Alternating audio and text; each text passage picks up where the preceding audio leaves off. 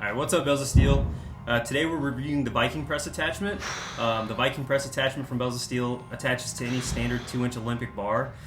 Pricing is right around $70, so for about half the price of any kind of used power bar, you're getting essentially a whole nother bar in your arsenal. We used it with our bare naked power bar today and our Landmine attachment on our light commercial rack. This is my first time using this attachment, so I was curious to see how much weight we could load, being that I train in predominantly heavy movements. I definitely wanted to see how many plates I could stack on the bar, but I also wanted to see how comfortable it was. The handle itself feels like it's pretty high quality, especially for the price. It held onto the bar great. A plate felt like absolutely nothing in my hands. I liked that the diameter of the handle was a little thicker. Like I said, it gave my palm something to rest against a little bit better. I think I even mentioned in the video, it allowed me to push my elbows into the bar harder, which for an overhead press, any more tricep activation is just better for the movement itself.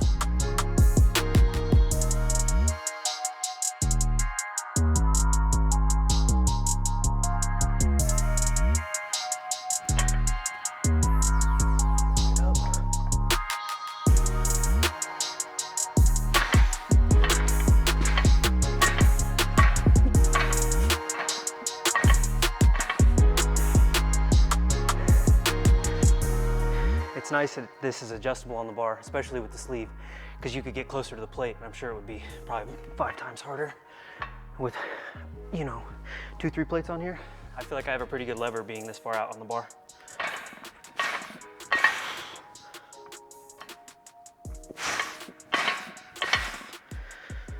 I like the landmine attachment too, though. You can press the bar down into the landmine attachment and kind of get lat activation, the same as you would with like pulling a bar out for the bench press. So you can press the palms in, push the elbows forward, and you really feel the triceps.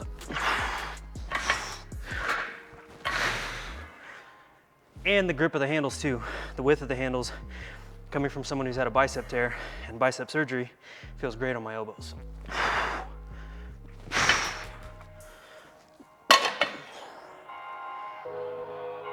So one thing I will note before we get further into the video and you start seeing more plates loaded on, hindsight's 20/20. We feel like the landmine attachment, we probably could have placed it a little higher in the rack. And if you had something to place the end sleeve of the bar on, it would make this movement significantly harder. Obviously, I'm pressing kind of out of the arc here. It's not necessarily as vertical as I would have liked it. So I got up to 4 plates here fairly easily before it started to feel heavy at all.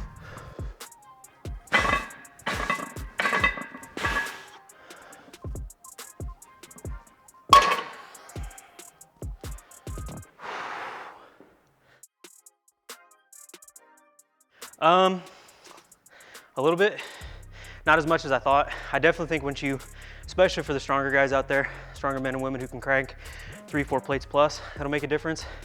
But honestly, it didn't change that much for me. Maybe I'm not warmed up yet because that still felt really light, honestly. This definitely needs to go in the exercise database.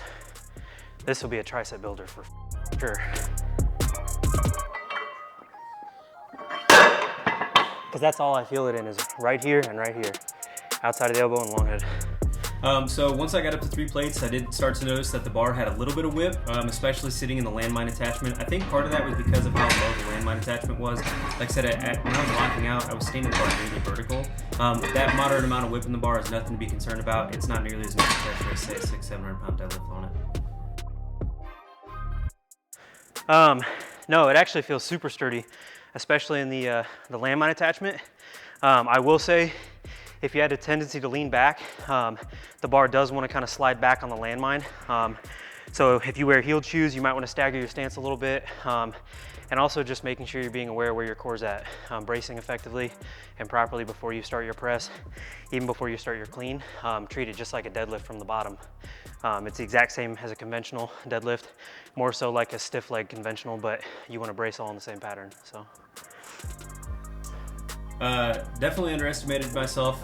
Catch me saying that 4 plates might be a little tough, and I ended up doing it for I think 20 plus reps. Like I said, I definitely believe that if we had moved the landmine attachment higher, it would have increased the difficulty substantially. But I will say that when I got done, even after the rep out with 4 plates, my triceps and shoulders were absolutely fried. This thing was like a more aggressive tricep extension that didn't put the same amount of pressure on the elbows. My elbows felt great.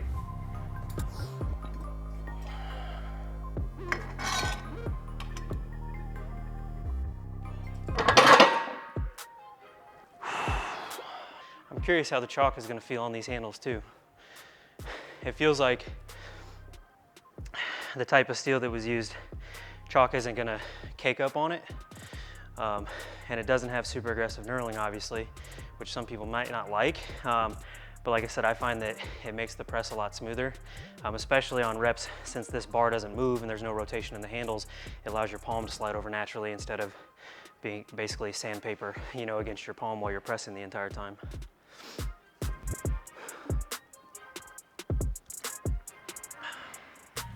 So a note on the landmine attachment. This was my first time using the landmine attachment. It is super smooth.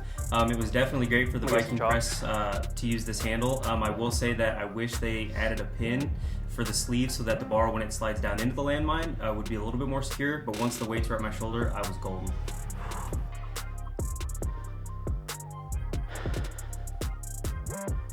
All right, now we're getting above right around 180, 185 or so bar weight.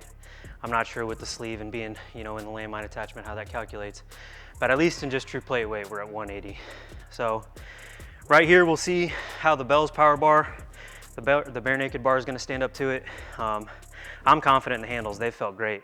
I'm just really curious now how much the bar might flex and whether or not that might mess the press up at all, but we'll see. We're gonna AMRAP on this one, or at least close to it.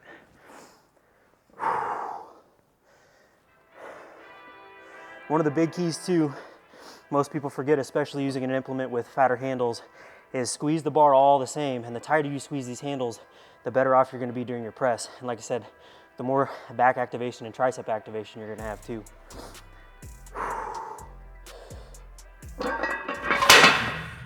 So this was my last set with 4 plates. This was a set that solidified my love for this attachment. This was a set that is going to put it in my training in the future. Stick around, catch the rest of the video, like, comment, subscribe. We'll see you guys around.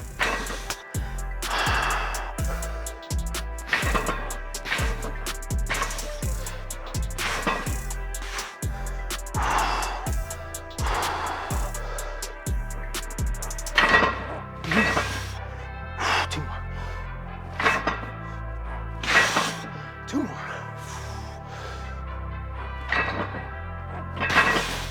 Two more.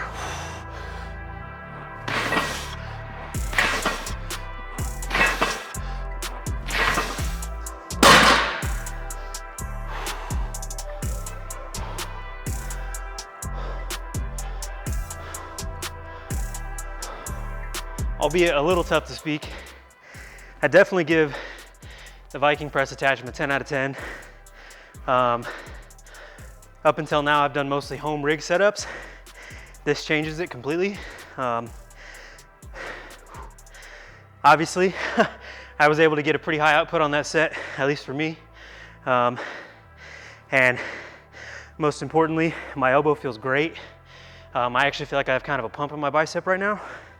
My triceps and front delts are on fire. So yeah, this will definitely be added into my programming regularly.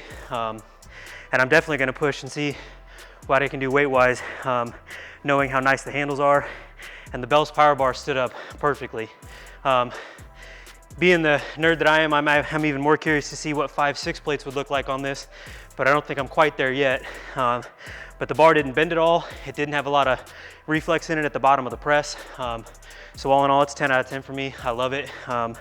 I'd be curious to see a slightly wider version, maybe for car deadlift setups. You know, a neutral style, like a suitcase deadlift or trap bar style. But yeah, I love it. Definitely gonna be using it more often.